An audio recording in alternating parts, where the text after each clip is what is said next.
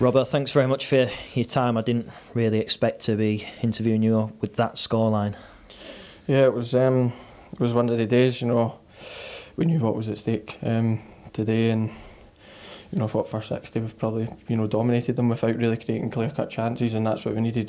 Their keepers pulled off 2 unbelievable saves, to be fair, but you can't let a team that's just been relegated come and beat you 2-0. I don't care what anyone says, and probably not enough has showed up today. Would it be harsh to just ask you the question saying, do you feel maybe subconsciously there was an expectation going into this game that we should have won the game, and then that may have had some sort of effect on the performance?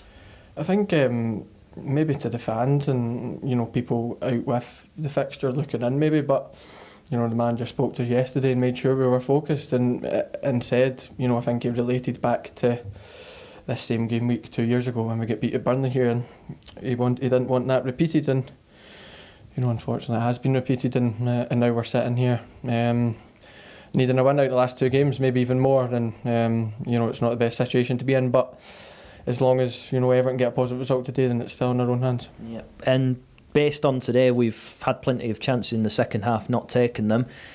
Does this we've come from a situation before where we've been pretty much down and out. A lot of people have written us off. Do you feel that people are now going to be thinking the same again?